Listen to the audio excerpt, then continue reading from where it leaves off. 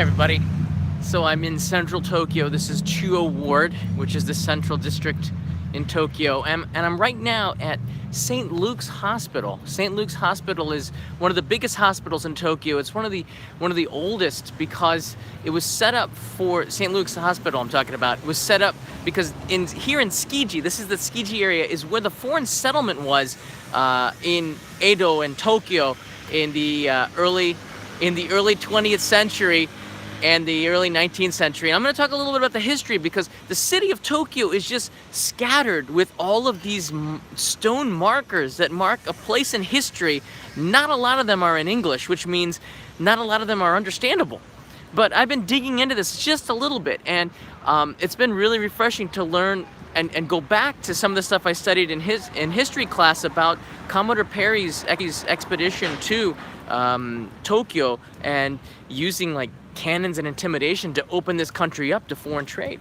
So I want to show you the marker that's over here, which is why I'm here. You can see a marker across the street to represent where one of the universities was built.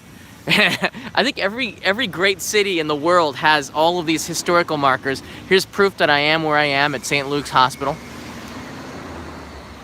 This place is not so far from Tsukiji Station, and Tsukiji Station is not where you would go to Tsukiji Market. To go to Tsukiji Market, you want to go to Tsukiji Shijo Station. But from Tsukiji Station, you could walk to the market. It just takes a little bit longer. Now this is behind the hospital, the main hospital right now, but it's still open, and it's a really good reminder of the past of Tokyo. Tokyo's history is very much connected to places like this that still remain. This here is the house of the founder. No, I'm sorry, this is the chapel of the founder. And it's still, I believe they built it in 1933, and it still remains here today. I'm not sure if it's a reconstruction. A lot of the city was destroyed in the bombings in 1945. Which, if you go back through history, you'll discover that in 1945, I think it was March, had the worst bombing in the history of war. Just the biggest bombing campaign in the history of war. The city of Tokyo was just absolutely devastated, which is a shame because it didn't need to be, first of all, and second of all, so much history was destroyed as a result of that. But we still have places like this. Now, in front of the house where I am right now, this hospital, St. Luke's, let me go back and just tell you, Rudolf Tuisler. So Rudolf Tuisler is the founder of St. Luke's International Hospital. It was a mission from the United States that came here to provide medical service for the foreign community, and it still exists today. It's one of Tokyo's biggest hospitals, and it's a training hospital, so a lot of people study medicine here.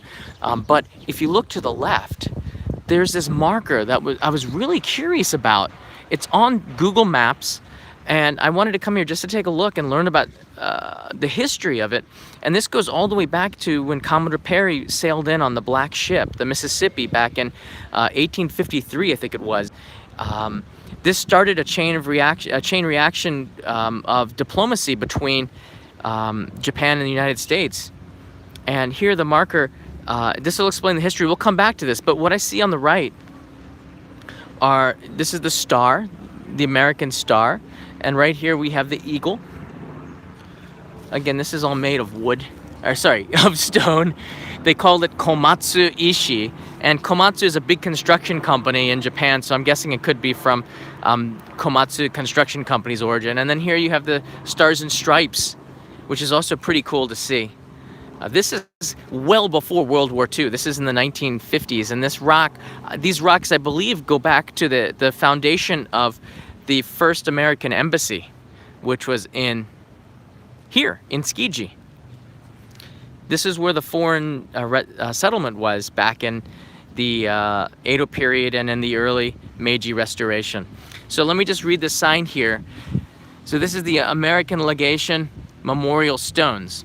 So the American Legation was first opened by Townsend Harris in 1859 at Zenpukuji Temple and there's the address. In December 1875, it was moved to the foreigners' settlement here in Tsukiji, where a building was formally established as the Legation. In March 1890, it was moved again to Akasaka at the site of the present embassy. So the American embassy has been here in Tokyo since 1890, right? I guess what it's saying is 1875 is when this really opened. And the first legation, which is like the office for the United States, opened here in 1859. So now the embassy is in Akasaka, which is a huge complex. I always wondered how America got such an amazing real estate. I guess it goes back to this, not World War II. On the last move, 8 stones made of komatsu ishi were left to commemorate the site. On the tablets are carved a bald eagle, American national flag, and stars. The eagle is the American national bird, and there are 13 stars on the flag representing the original 13 states.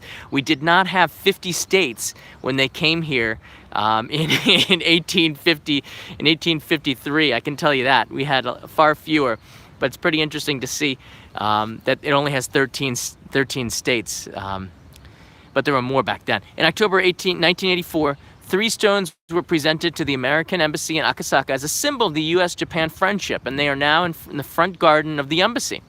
So those rocks are over there. The remaining 5 stones are registered as Chuoku, which is the ward that I live in now, the central ward, cultural assets to commemorate the Tsukiji settlement period in our history. 3 are placed here and 2 are placed in St. Luke's garden. So St. Luke has a garden with 2 other statues, but these 3 are here for all of us to see.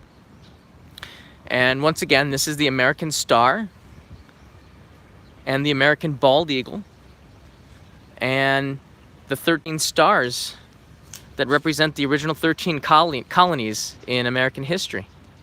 And that's sort of cool. It's sort of cool for me. It's sort of cool for me to see American history here in central Tokyo.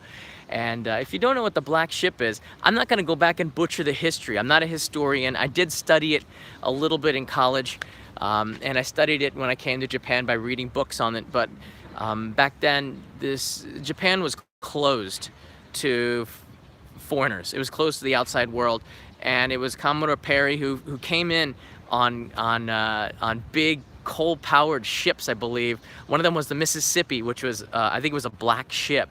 And he sailed it not across the Pacific, but all across the Atlantic and around the Cape of around Cape Town in South Africa, all the way past Indonesia and Singapore, up until Ogasawara, which are islands outside of Tokyo, which are 24-hour ferry ride. And I believe in the history that Commodore Perry bought a plot of land in Ogasawara Island. And I'm going to go there and see a little bit about that history too, because that's pretty cool. So he stopped there before he came to Edo, which is what the city of Tokyo was called back then.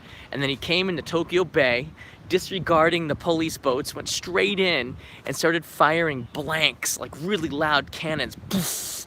And that in turn set off a chain reaction that just panicked the Japanese government. And I believe the shogun was sick at the time, as well as a lot of political chaos was happening in Japan at the time, and there was just no way to deal with this situation for the Japanese government, and that led to them just saying, all right, the heck with it, let's just open it up eventually. I'm going like from the time that the boat came in until we had diplomatic relations. Eventually they opened up.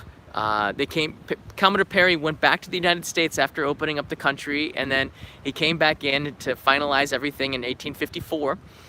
You can go pretty fast by these steamboats. And then I believe he didn't make a 3rd trip. I think there were just 2 trips. But thanks to that, it opened up Japan, and that's a good thing. And this is the chapel from 1933. So the history of this location is very much set in the international community's settlement. The first settlement that was opened as a result of Commodore Perry coming in and opening up the country.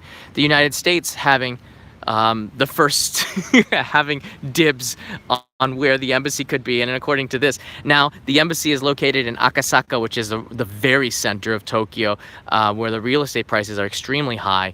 They have a huge compound. I guess you would call the American embassy a compound because it's very walled in. But It's prime real estate. And I don't think a lot of Japanese know this history too, because I asked, why does the United States have such an amazing real estate, like in a location for the embassy, right in the middle of the heart of where all the Japanese government's buildings are?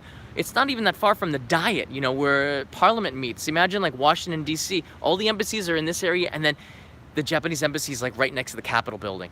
Like it's pretty cool in that sense. And the reason why is because of Commodore Perry coming in here and establishing this this international settlement, helping to establish the international settlement, and then that moving all the way over later on to Akasaka in the year 1890, apparently.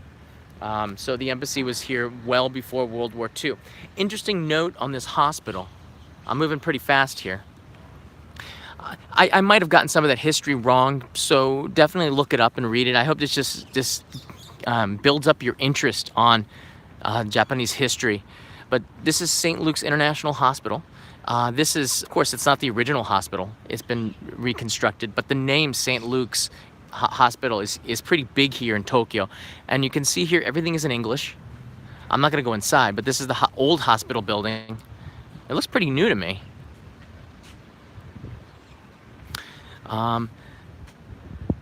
It is a Episcopal founded hospital, and St. Luke's International Medical, dedicated to the glory of God and to the service of humanity.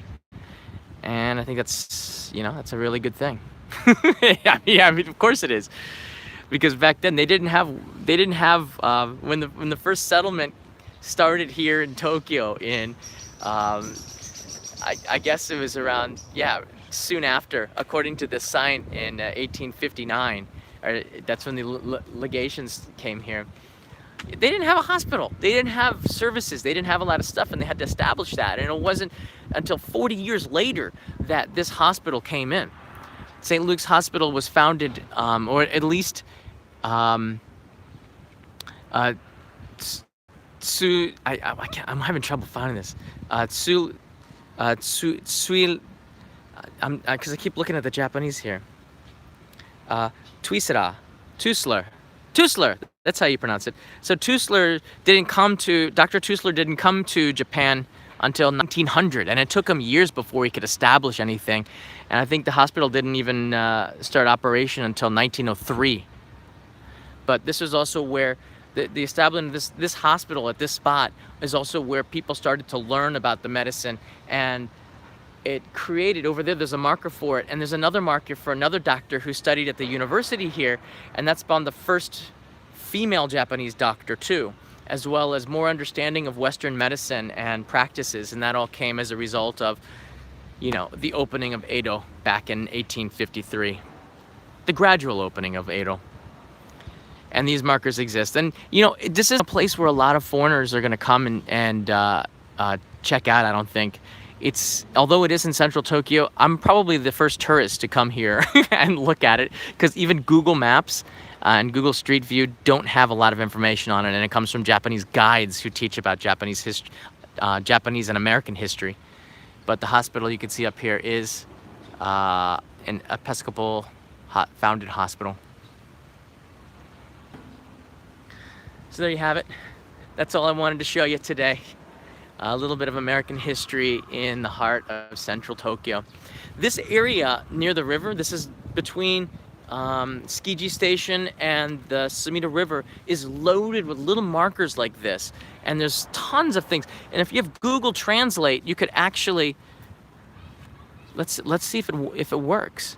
Google Translate might not work with the text up and down like this, but I'm gonna put Google Translate on and just see if we can make anything out of this. Okay, Google Translate. Align text. See, this is really hard. I have it from Japanese to English. It's really hard because it's up to down. How do I do it? How do I do it?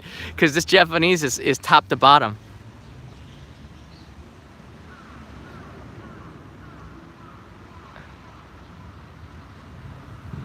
All right, it's picked up all the Japanese characters, you can see, and then you just kind of take your finger and highlight what you want. Oh, it says here, St. Luke's International Hospital, Tsuller Memorial Hall. They spelt it Tsuller wrong, as in T-O-L-L-E-R, but it took the Japanese right here. You can see, and it translated. So Google Translate works pretty good. It'll give you at least an idea of what it all means.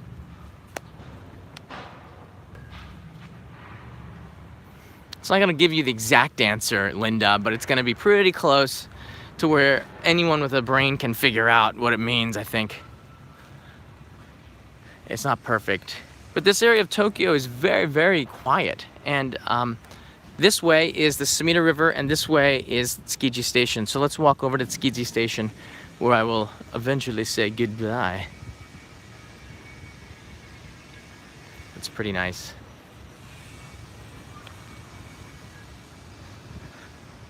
So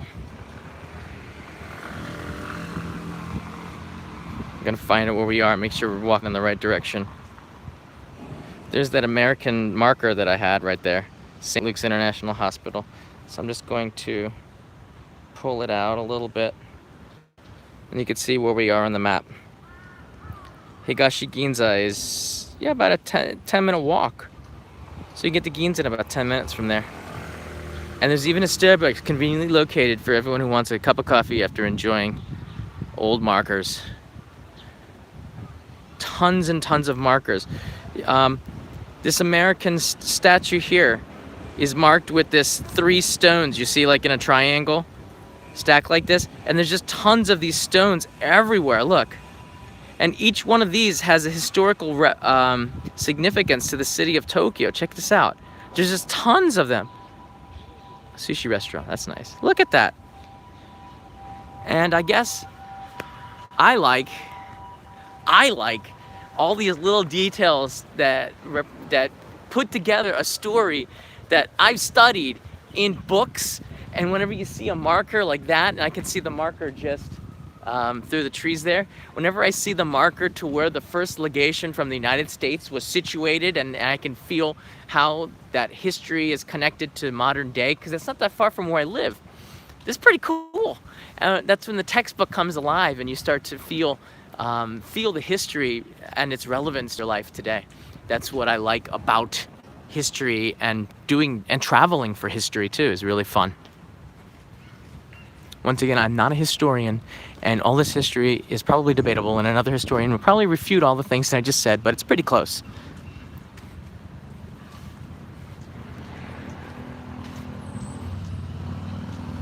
All right, let's see where else we can go. Now that our business is done, it's time to continue to live stream for just a little longer and bring you a story that's compelling. Check this out. This is the first time I'm seeing this. Check this out.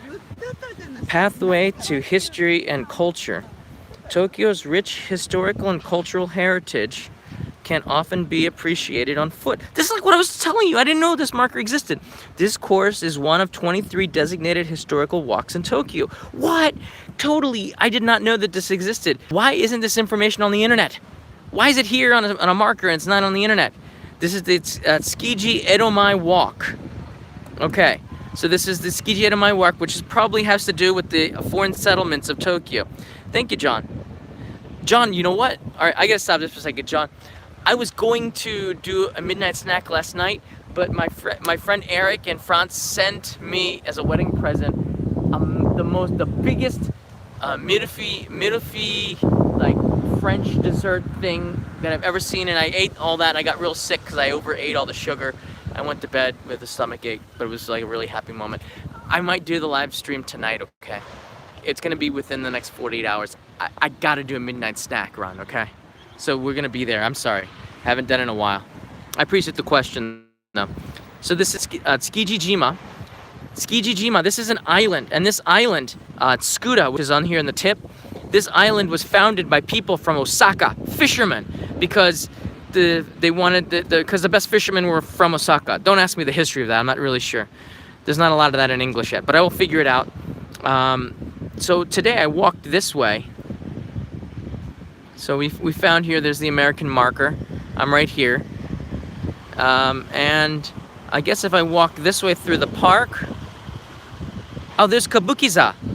All right, and I'm here. Shall we walk to Kabuki-za? All right, you know what? We're gonna end this at Kabuki-za, okay? I'm gonna take you there because that's a historical place, and apparently on the way there are some markers. So shall we do that? All right. Psst. Take two. Oh, red light, red light, red light. Should I cross it? Just nonchalantly crossed it. I don't see the red light. Just keep walking. That wasn't me. There's no proof. Okay, we're back. All right, so now I only has part 2, and we're going to now start the live stream where we just walk the city. And right now I'm going through a park. I am a jaywalker. So these birds. Do not feed the birds. Hey! Yeah, I saw you. Better run.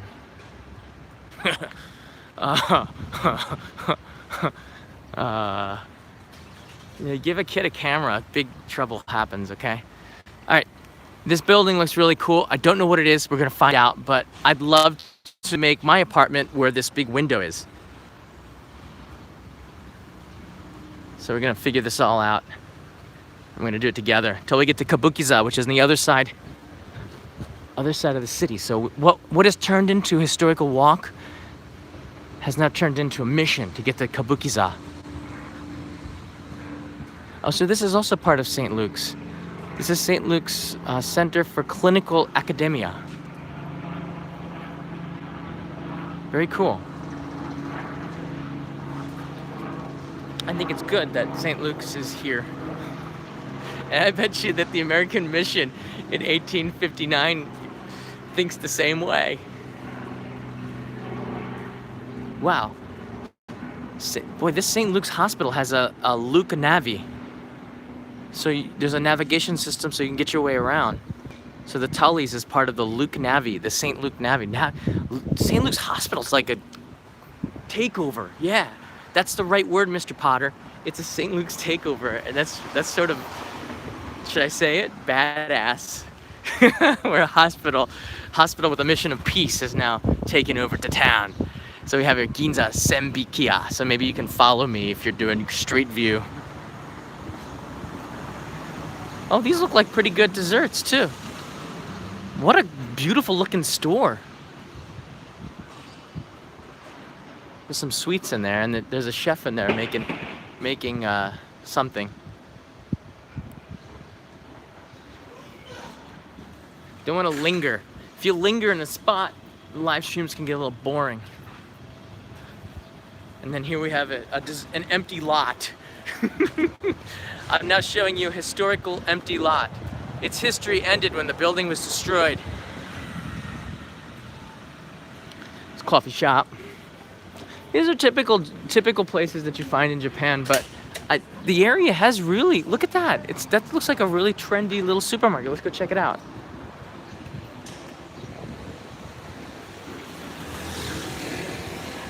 Oh, it's a coffee company. What? Live Coffee Company. Oh, they make their own packaged coffee too. I didn't know that. You know what? We got a lot in common. I'm live. This coffee is live. Guatemala, Blue Mountain #1. Japan's the biggest importer of Blue Mountain coffee in the world. I'm not making that up. That's true. All right. I think I make a left here. And we're making our way, everybody, right now, after looking at some history of Tokyo. We're making our way to Ginza, to Higashi Ginza, where Kabuki-za is, the big Kabuki theater. And this area of Tokyo is just loaded with history.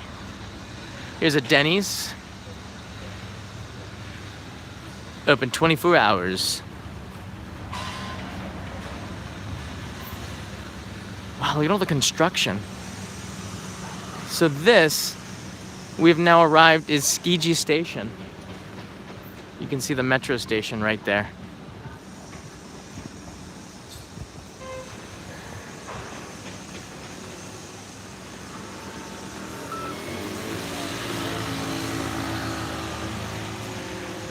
All right, let's do this. I'm gonna hang a left, I believe.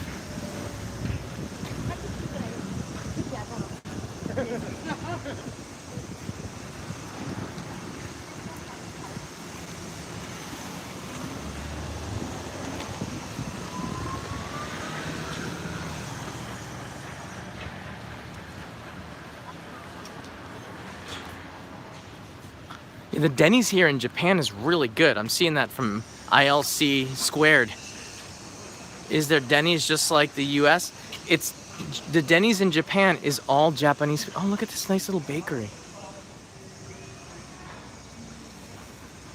Wow, very nice. Oh, look, they got sandwiches.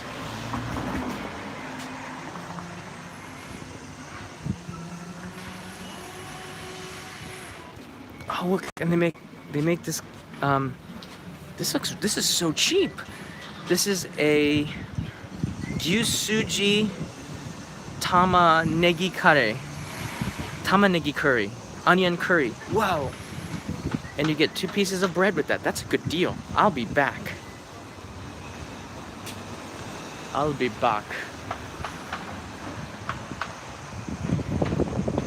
Yeah, Denny's in Japan is really a lot better than the one in the US. Unless you like breakfast foods, and then Denny's Japan is not good for American breakfast foods. There's no Grand Slam breakfast. If that's what you're looking for, you're better off going to like one of the Hawaiian places, like Eggs and Things. They make a pretty good breakfast, but it will bankrupt you if you go there every day. You just can't, it's really expensive. Me and Kanai went there, and I think it cost me like $50 for breakfast. It's just, I mean, you can go to a hotel buffet for that cost. All right, so now I'm here and I'm walking towards Higashi Ginza. So I'm gonna make a left here. Okay. Make a left here.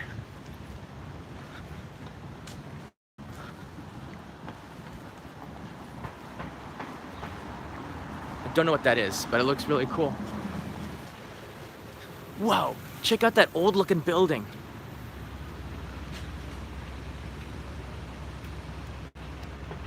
I bet you there's some history in there. It's a shop of some sort, but it's closed.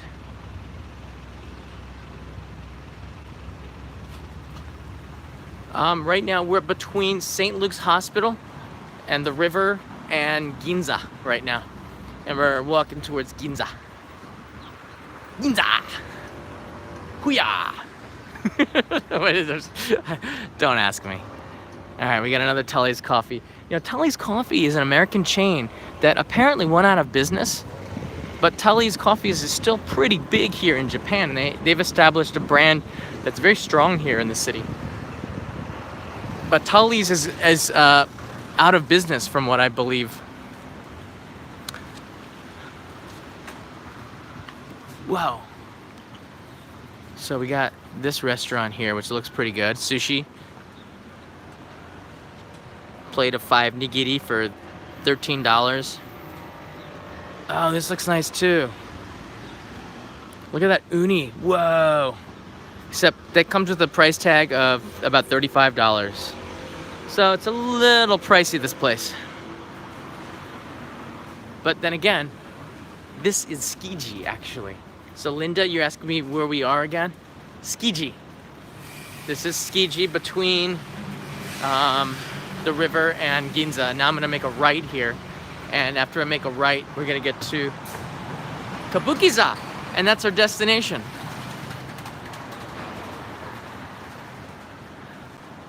So there's lots and lots of sushi places. This one is called Sushi Zen. I've eaten here before. I have eaten here before, and it was really good. This is also highly recommended, Sushi Zen. I've eaten in the table in the back there. And they have this super long tray filled with different kinds of sashimi. It's so good. Highly recommend. And as you can tell, soon it says, please, can you stop constant bickering of thumbs up? It makes me not want to like it. I didn't say anything about thumbs up. What are you talking about?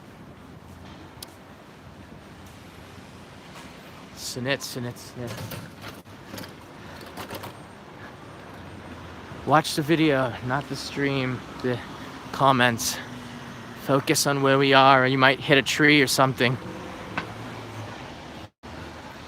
It's the hardest thing about walking and watching a screen is you'll run into somebody or something, like this marker. Aha, we found another historical marker. And this one has furigana. So, Katsuragawa Hoshu Ya. Alright, this looks like the spot of a very famous shop. So, let's do this. I'm now going to translate for you this thing. Linda hates Google, so I'm going to do it for Linda.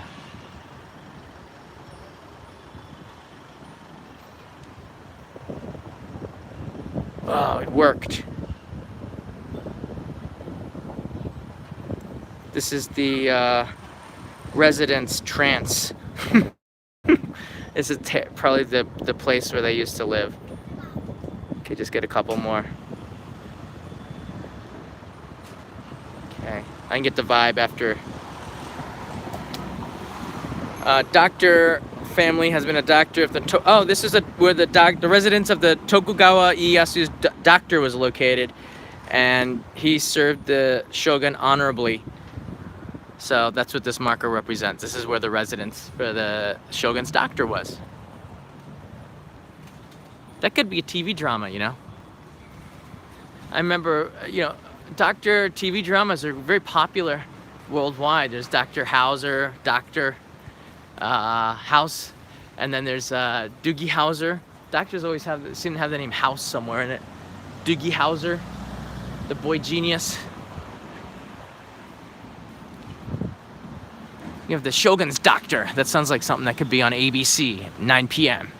Wednesdays. All right. Interesting note, the biggest bank in Tokyo, I believe, is Mitsubishi UFJ. But this year, they got rid of Tokyo. It used to be Mitsubishi Tokyo UFJ, and they cut the Tokyo out of the bank name. This is my bank. I've been using this bank for 20 years, and I think the name of the bank has changed 5 times. So, one point to note is that these ATMs kind of take most foreign ATM cards now. Kind of take it. 7-Eleven is still the best place. 7-Eleven and the post office is still the best place to get money out from ATMs in Japan. But Japanese banks are starting to get on the roll. They take Tokyo UFJ Bank takes, Mitsubishi UFJ takes Discover Card. And Discover Card is limited, I think, just to the United States. I think Discover Card was founded by Sears department store or something like that, like 25, 30 years ago. And they take Discover Card. It's weird. I don't know why. One of these partnerships. And by 2020, I think all the ATMs will take all of the cards. Oh, that was nice. They're just like waving at me. Very cool, very cool. Oh, this is Densu. This looks abandoned. What? Abandoned building. This used to be one of the Densu buildings. Higashi Ginza, which is where a lot of ad companies are. Well, they used to be. I've been in here like several times, and now it's all abandoned. Check it out. This is where Densu, one of the world's biggest advertising companies, had one of their offices, and it's totally like abandoned. Look at this. For anybody who's thinking of making one of these abandoned videos, you might have trouble in central Tokyo because it's monitored for security purpose. But if you try to go in, it won't automatic door. See? Yeah, it's locked. Skinny people can fit through there. Very crazy. I had no idea. I know that a company that I used to work with, it was called ADK. They're also I think they're the third biggest marketing company in Japan. They have an office, or they used to have an office here, but they've moved downtown to the Toranomon, I believe, inside of the new skyscraper there. So a lot of people are moving, a lot of new places. That's freaky though. I didn't know there was an abandoned building. Like the entire thing looks creepy. Check it out.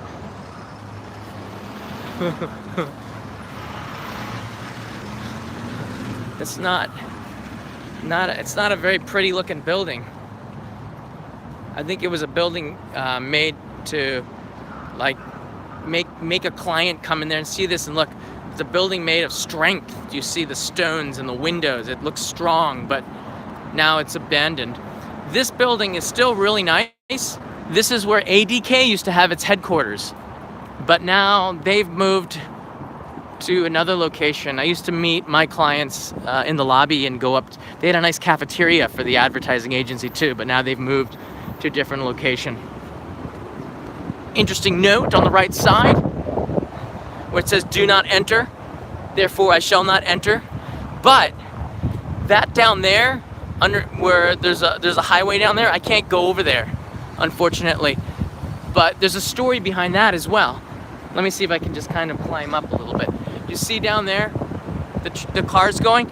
That area used to be a river. And in the 1964 Olympics, the city of Tokyo dried up the river and created a highway down there. So, that used to be a river, now it's a highway. So the city of Tokyo in 1964, you were kind of, oh look at this, a weird bamboo outcrop. So the city of Tokyo was not in a panic, but they quickly had to change the city, like build infrastructure that they didn't have before. And in 1964, I guess it was like 1962, they're like, where can we build a highway? The choices are limited. Let's just dry up a river and then build a highway like this. And if you drive the car like this, the highway goes like this, which is pretty funky. And that's because this is what a river does, right? So you get to figure out. I learned the hard way. I remember driving this and I said, why is this road not straight? And they said, it used to be a river. So that makes sense. And it dates back all the way back to the Olympics in 1964. Ginza Shochiku Square. That also is a building that could be abandoned one day. All right, we're almost at our destination. I promised that I would take you to Kabuki-za. Now I'm taking you there.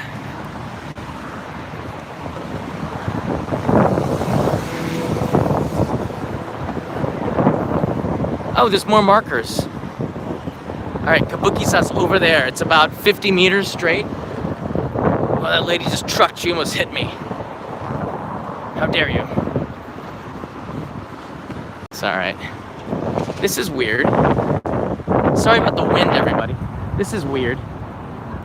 Okay, here's some English for you. Kenko Komichi, Health Promenade. This promenade is composed of several kinds of patterns arranged by size, shape, height, and roughness of stones, and is properly designed to be touched with 36 reflection points on the sole of the feet by walking on barefoot. Take off your shoes, walk barefoot for your health. This is so cool. Really? Oh my. This is funny. This is cool. Alright, so there's actually like a place where you walk, so I'm walking barefoot for my health. And this feels pretty neat. Oh, no way, this hurts. Oh, I can't do it. Oh, man. They have these hand railings for wimps. This feels good. Oh no, there's the pyramids again. Can I just step over these?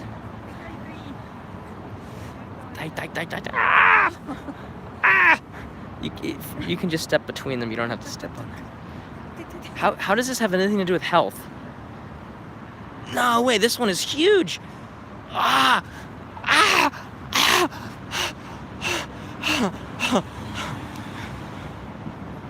right, there's more. So this by stepping on it.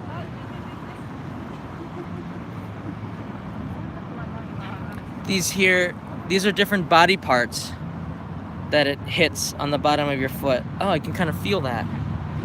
I think this one looks like it's for the heart. All right. And this is more like Asian medicine, but it's pretty cool. You can see reflection points on the body. Don't ask me why it's here, but this explains. All right, hold on. I'm doing this for Linda because she hates the Google Translate. So I'm gonna try to use Google Translate and figure out what all this means. It's just there for health. I feel less healthy though after stepping on this.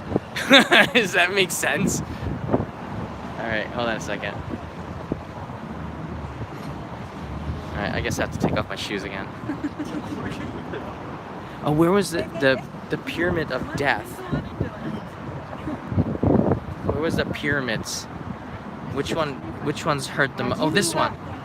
What is this for? Linda, we're gonna have your answer in a minute.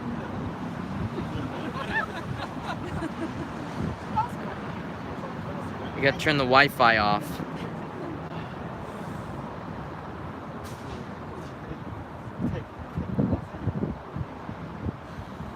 Okay, here we go.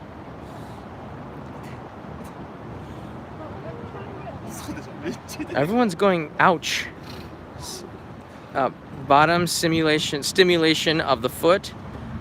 That's what this means. Bottom oh, it's all the same. But this one here, it's the same. Oh, and this one is the top side of the foot. So there you go. Google Translate worked. Have fun. Something, isn't it? Yeah.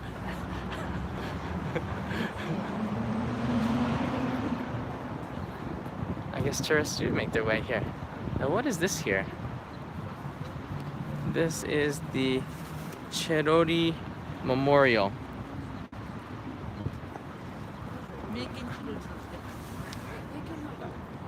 In memory of the legendary Chirori. Chirori was abandoned along with 5 young offspring and was about to be put down. After having been given another chance to live, she became a therapy dog. Ah, this is a nice story. At various medical institutions throughout Japan, she encouraged and supported elderly and disabled people with her gifted charm. She greatly contributed to the social awareness of the power of therapy dogs and was influential in the redrafting of the Japanese law for the prevention of cruelty to animals. Nothing but love for you, Chirori. Wow! Did you guys get that? I had no idea what this statue was for like 20 years, and here now I'm reading about it. So Chirori, this dog Chirori was the first therapy dog, and they were gonna put the dog down. And instead they decided to make the dog a therapy dog, and the therapy dog ended up changing like Japanese law and the way that they thought about dogs in general as a way to use animals for therapy. And you could see from Chirori, the purpose of the dog was then changed from just being an animal to something that changed made laws for the cruelty of animals. And we didn't have that in Japan. You could kick a dog before, now you can't do that now because of Chirori. And thank you, Chirori. It's a good doggy. It has a little Chirori. I didn't know that. And then she had little puppies.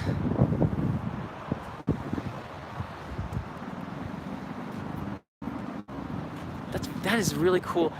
Linda, no, don't kick dogs. Exactly, don't kick the dogs. But what I'm saying is that if you did kick a dog, then nothing could happen to you. There were no animal cruelty laws. Now they exist, and you can go to jail for being cruel to animals. And Chirori was the dog that inspired people to be kind to animals, because you could see the value of the animals to people. This is what I was talking about.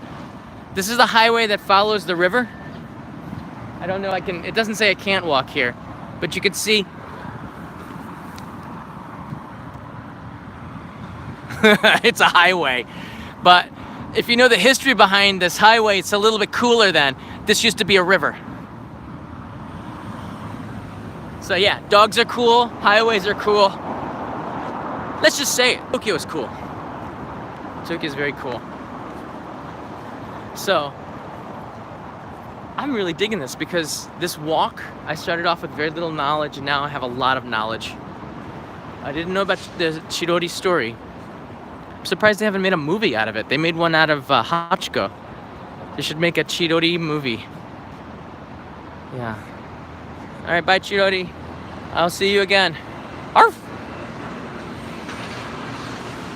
Alright. Yeah, John. So the highway that goes through Ginza here used to be a river, but they, in 1964, when they were making the, renewing the infrastructure for the Olympics, they wanted to show a beautiful city that had amazing infrastructure.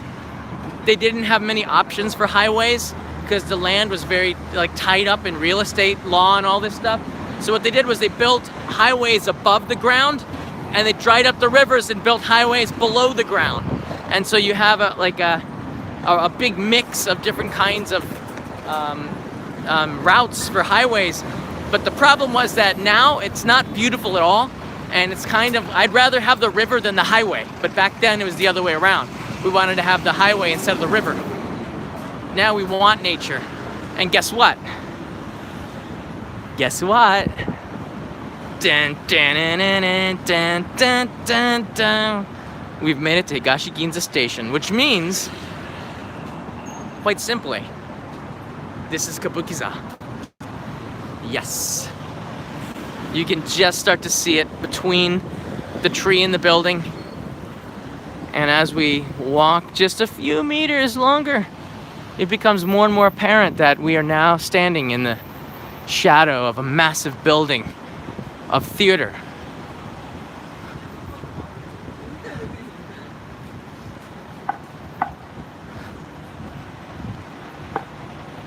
And this is where I shall end the live stream.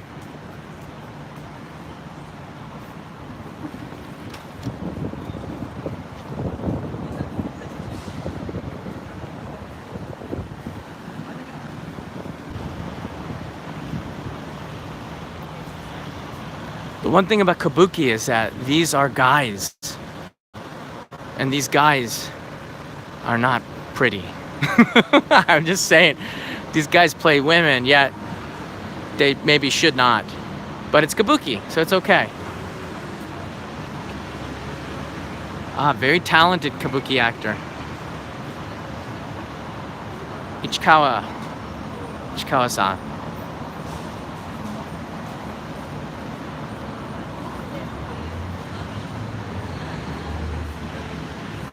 All right. So there you have it. It's the weekend. There's 2 performances for Kabuki today. An afternoon and an evening performance. Hey everybody. Kabuki is very, very cool. And here's where it takes place. And it's a massive, massive building. In the 2011 earthquake, the Great Tohoku earthquake, I believe that's when they decided to tear down the old Kabuki theater, which needed to be redone. And they constructed this skyscraper on the butt of, of the theater. And there's a lot of offices in there. It was probably a smart idea to do it. The building's brand new now. It's been redone. And it's more structurally sound than after the 2011 earthquake, which really put a stress on the city and its buildings. And now everything looks pretty good. It's a very neat building. You can see people waiting in line to get tickets. Do you see? I believe that the next performance starts soon. Yeah. So, with that said, I'm gonna go get something to eat, go back to work.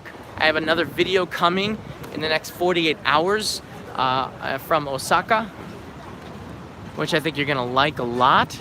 This one's looking pretty nice for a little snack here. This looks like mayonnaise and curry. On the left, mayonnaise and karage. on rice, curry rice, and then in the back soba. That's a set and a half. Check that out, and that's only like $5 for that, all 3 of those. That looks kind of insane. Or wait a second, or you pick one on the left or the right, and then the soba comes with it. This set looks awesome. This is the oyakodon set on the left, or the hidekatsu set on the right, and then you get a bowl of udon. Oh, sorry, a bowl of soba for $5. That's a bargain. That's very, very cheap. Very cheap indeed. All right, everybody, thanks for watching this live stream. I appreciate it, being able to share this moment with you. It's such a nice day. It's not raining. The rainy season's coming in 2 weeks. We're gonna have rain in Tokyo like every day from June 10th until the end of July. It's about 5 weeks of rain. So I'm gonna be doing, actually, you know what? For the 460 people watching, let me just sit down here and tell you something. So I'm gonna be going on my honeymoon from the end of June, and for 10 days from the end of June, and then come back here at the beginning of the first day of July. So I'll be away. Hello. Oh, you tracked me down. That's right, it's Saturday. I keep forgetting what day of the week is. Well, welcome to Tokyo. So for everybody who doesn't know Amanda, if you remember, go back to the New York City meet-up in 6 months ago. Amanda not only helped us with recording the episode, but she helped me a lot, actually. So, and you flew up from Georgia, right, for that? So it's nice to see you on the other side of the city. Hey, so where are you coming from now? You were in Totori? No. No, I was in Iwaki. Oh, in Iwaki? No, Ibaraki. I can't pronounce it. Which? Ibaraki. Ah, Ibaraki. Yeah. Okay. And now you're here in Tokyo. Yep. Very short trip. As the destination. Oh, hey everybody, sorry. So this video, yeah. YouTube. You want to say hi to the people? There you go. So I just wanted to say I'm going to be all right, the reason why it stopped and disconnected was because this phone is a Docomo phone. It auto connects when there's a Wi-Fi. Typically I turn off the Wi-Fi so it does not auto connect, and if it auto connects, it does not connect unless you put in a password or you click the terms of agreement. So the Wi-Fi in Tokyo is kind of weird like that. Anyways, I'll be on honeymoon the end of June till the beginning of July, and that's when the rainy season starts, so it's a good time to get the heck out of here, actually. I'm gonna talk with Amanda now. Hey, Linda says hello. Yeah, Jim. Amanda says hello, everybody. Very cool. All right, so thanks for joining me and Amanda on this live stream. Glad we could walk all the way from St. Luke's Hospital, show a little bit of the history of the United States here in Tokyo, which is really cool. Jim says hi, by the way. So we're kind of connected with this. And yeah, if you want to follow Amanda's, are you doing any YouTubing or anything like that? No. But she is sharing the pictures on the Patreon, the Only in Japan Patreon page. So if you want to check out her adventure here in Japan, check out Patreon, Only in Japan. Anyways, thanks everybody, guys. Thanks everybody out there, wherever you're in the world. Have a good night, good day. If you're in Australia, it's kind of the same as here, right? But say goodbye to Amanda for 20 seconds. You gonna do a dance for us? No dancing? Come to Japan! Yay! Bye-bye, everybody.